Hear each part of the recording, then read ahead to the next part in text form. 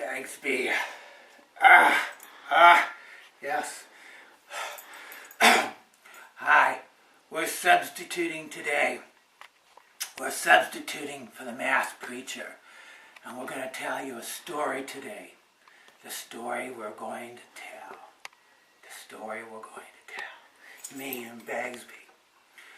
The search for the golden biscuit. The search for the esoteric golden biscuit. The golden biscuit that was in the Ark of the Covenant. What? What do you mean? You can tell the story if you want. Go ahead. You want me to tell it?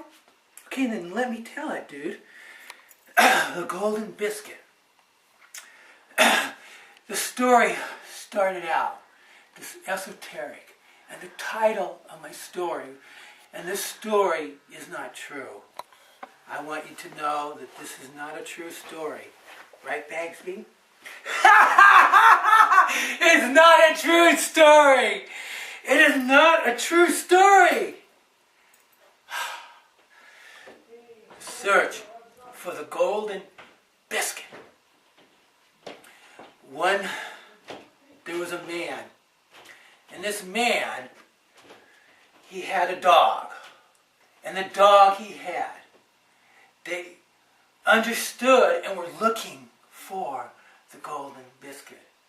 And one day, the man got a secret map. It was in a thrift store. It was in a book. And they slowly opened up the book.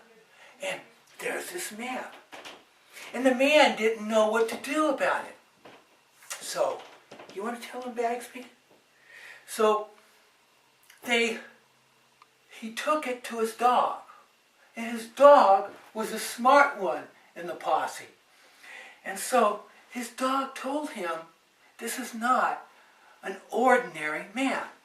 This is an esoteric map of those who have been enlightened by 1,000 points of light. This is a map that they have been looking for thousands of years. People have just spent millions looking for this map because there is a secret biscuit. There is a secret biscuit. It is a golden biscuit. And when you're within looking distance of it, the radiance shines on your eyes and something takes over you. I must have it. The biscuit. The biscuit. It drives men and dogs to the brink. And so this map, as Bagsby, as the great prophet and seer that Bagsby was, he looked at this map and he told his owner, this is the map for the golden biscuit that was in the Ark of the Covenant, that the famous people traveling the world for these exploits and hidden secret esoteric chambers. This golden biscuit, this is the map. And so the man let his dog sniff the map. So Bagsby gets over the map. And he says to his owner, that smells like dirt. Dirt in a certain state, in a state of Idaho. This is kind of clay. I smell how high alkaline in the dirt. And Bagsby begins to analyze the dirt. And so they begin to put their heads together. And really Bagsby was the brains of the outfit. And so he said, his partner, the human, was saying, this just could be bogus. Bogus. And Bagsby jumps up, and Bagsby howls, "Oh! Oh!" And he bites his owner on the leg. And his owner says, what do you do that for? And Bagsby says, I'm sorry. But you just gave me the clue. Bogus. Bogus Basin is where the golden biscuit is hidden. And Bagsby calmly says, we must go to Bogus Basin. So they get some photography overhead of the hills, and they begin to ponder, where could this be? Where is this cave? Where is this secret mystery that's been hidden for thousands of years? Bagsby was going to find this out. And the owner was kind of, I'm not really so sure, and he was kind of discouraged. But Bagsby turned to the owner and said, we can be famous. I could be the most famous dog in history. My grandpuppies will look and say, I am related to the great Bagsby that found the golden biscuit. But now they had the secret. The weight began to weigh upon them of having this esoteric secret that those who have been enlightened by 1,000 points of light did not have. But they had it. Now they knew the general area. And Bagsby was going to figure this out. And so he began to sniff the map again, began to lick it. And the owner said, well, don't eat it, because then we'll really be messed up. So Bagsby said, oh, don't worry about that. It doesn't taste good.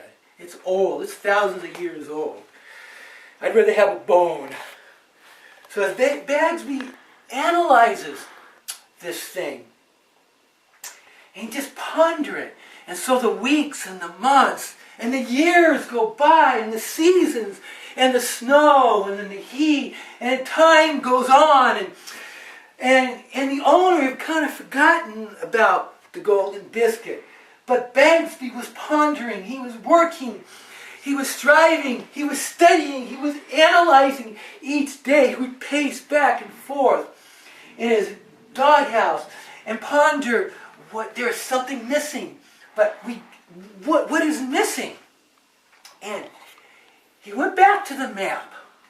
And like so many times in our lives where we look at something and we lost the keys or we lost something, and we look and we look, and then finally, like a bolt of lightning, boom, out of the sky, Bagsby is sitting there, and it hits him.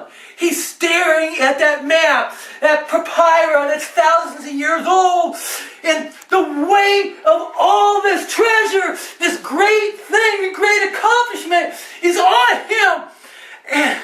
And he says, he looks at it, I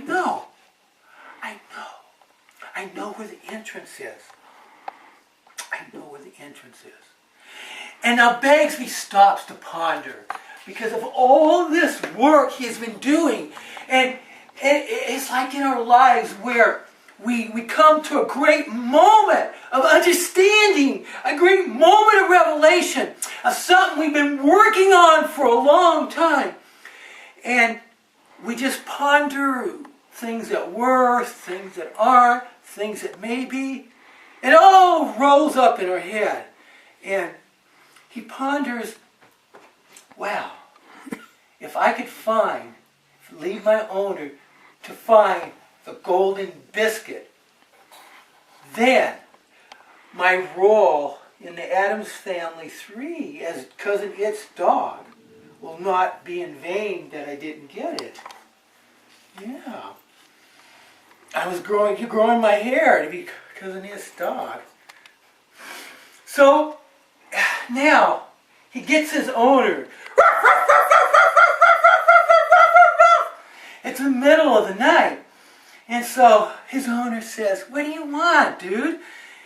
And Bagsby says, dude, I got this thing figured out. See, you see this picture of a bush here? This bush. Well, there's a secret entrance that the bush hides. And it's like the Dead Sea Scrolls where someone threw a rock in and accidentally came across it. And so it's hidden away there. And I can tell by my calculations, I know about where it is. So the next morning, early in the morning, Bagsby takes his owner out. And he's sniffing around. And he's sniffing and sniffing. And mile after mile they walk up looking for that bush. And it's a quiet day for some reason. No one's hiking, no one's walking. It's one of those surreal days where there's no noise, there's no overhead planes.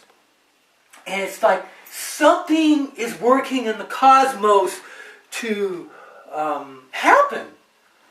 And so Bagsby tells his owner, keep on your toes, dude. Keep your eyes open.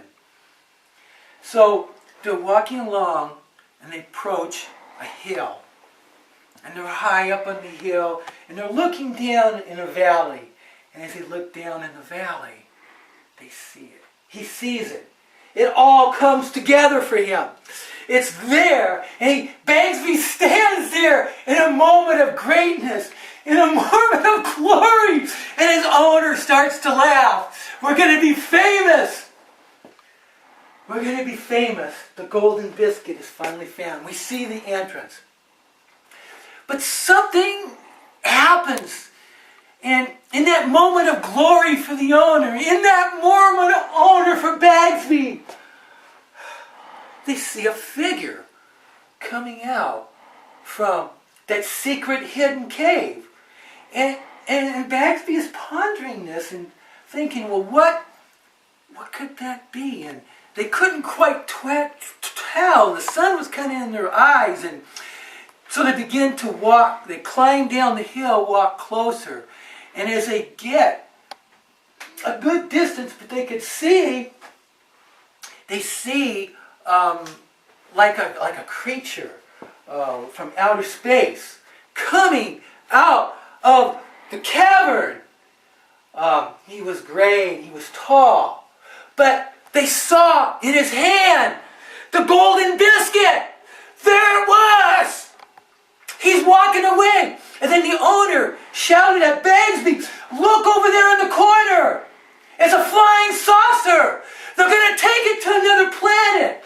And Bagsby screams and howls, "Arrgh! Arrgh! Bite him! Bite that alien!" And so they both make a mad dash running after that alien who's stealing the golden biscuit. And in the midst of all this chaos, they actually get to see it. They see the glimmer. They feel the energy coming off that golden biscuit. And Bagsby is running and running and running. And the owner is running and running and running. And that alien has it. He tosses it. And they see it flying through the sky, the glimmer. And they stop in the shock and awe of the golden biscuit. No dog alive, no human alive has seen this biscuit except them, Bagsby and his owner. And the other alien caught it, and he throws it onto the ship. And now they run after desperately, but they can't get there in time. And the two aliens hop on to the small flying saucer. And Bagsby just stands there. And the owner stands there. They're exhausted. They're drained. They have had a rare, great experience that few human beings and dogs have had. And they have also felt the despair of being so close to touching it. And then the saucer went up, and the saucer went high up. And they could see a mothership, and the little saucer went into the mothership. And it blinked. It blinked at them. And the owner said, "What does that mean?" And Bagsby, he stopped. And this mix and this rash of emotions in Bagsby, he said, "You know what? They just said thank you. That was that blink. It was Morse code for thank you." And they sat there, and the ship went away, and they stood there, and they pondered their predicament. And think about this. Here they were. This great event had just occurred. They could have been zapped by this UFO, and they weren't. they had seen the golden biscuit. They know it's real, but they can't really tell anybody about it because now they have no proof that it's there. So what do? So they slowly began to walk back towards the city, coming out of the hills, pondering the implications of everything that has just transpired. And Bangsby smiled at his owner, and he said, "Dude, you know, it wasn't meant for us to have it, and maybe it'll be taken to a safer place where greedy dogs and greedy men won't do something wrong with it." But we did get to see it. So the years went by, and things happened, and life went on, and the owner decided to tell a story to the world. And so, all the people in the world, I want everyone to know that I hope you enjoyed this story. And I thank the mass preacher for letting me steal a slot here. This is not a true story. This never happened. Bagsby never talked to his owner. And there is no such thing as the golden biscuit. For the people watching this, there is a YouTube teaching the mass preacher has called The Esoteric Mystery of the Ages. And I encourage everyone who is watching this little presentation to click on to the Esoteric Mystery of the Ages.